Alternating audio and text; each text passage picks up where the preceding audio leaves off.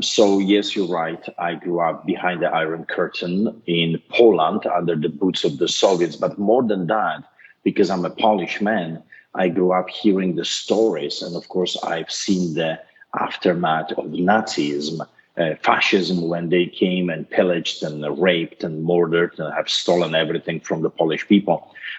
When I was growing up, there were still houses with bullet holes in them since 1939. As you know, your history, I hope you do. The Nazis, Germans attacked Poland, and later on they pillaged the entire Europe. So nothing is new under the sun. When you were celebrating victory over the Nazis, Poland was occupied for many years by the Russians. So in 1939, Germans attacked us from one side, Russians attacked us from another side. In 45, they just took over Poland. Europe was divided, and we were sold into slavery, basically. So I grew up hearing stories from my grandparents. My grandfather escaped Siberia. My grandma escaped on a rope from the police custody in Russia, escaping communists, and they came to Poland and they've met over there, both of them escaping tyranny. So fighting with tyranny, for me, for Polish people, is something very important, because you can have everything else, but if you don't have your freedom, you're a slave. And even if you're a slave in a golden cage, you're still a slave. What communism and fascism and socialism, because that's what we're seeing right now, does, it destroys everything. Whatever you can imagine. When those totalitarian governments take over, you have nothing left. It's only the elites that rule, and that's why they're using the heavy hand, the iron fist, if you will. That's why they're using the police, peace officers, and later on soldiers to subdue the rest of the people, their slaves, into obedience.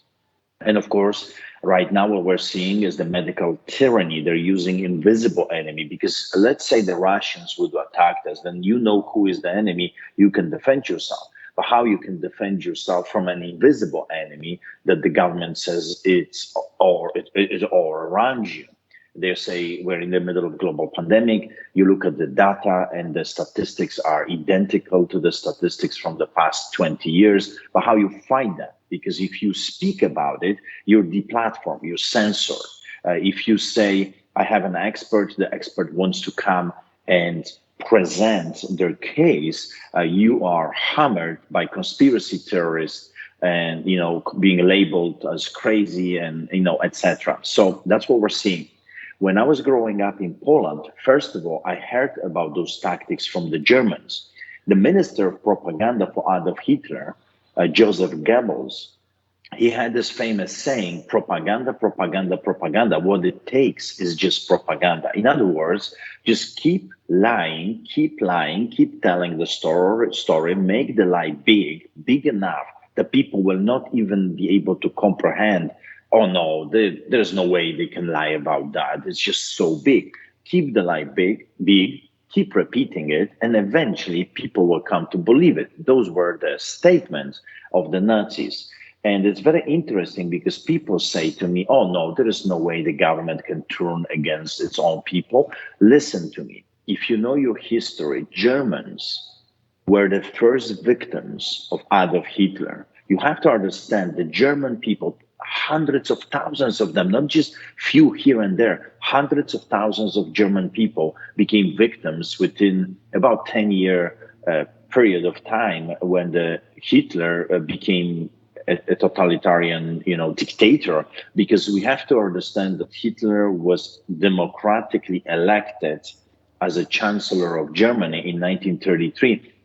And then he started to implement laws after laws after laws against his own people. The first concentration camps were not built for the Jews, were not built for the Poles, were built for the German people. Dachau, Buchenwald, all those places were built for anyone that dared to oppose the totalitarian thirst for domination.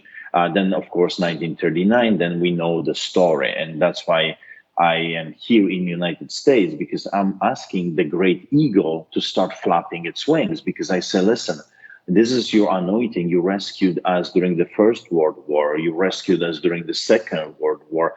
Please come and rescue us again because we need help. Our governments turned against people. Those politicians should be charged for treason.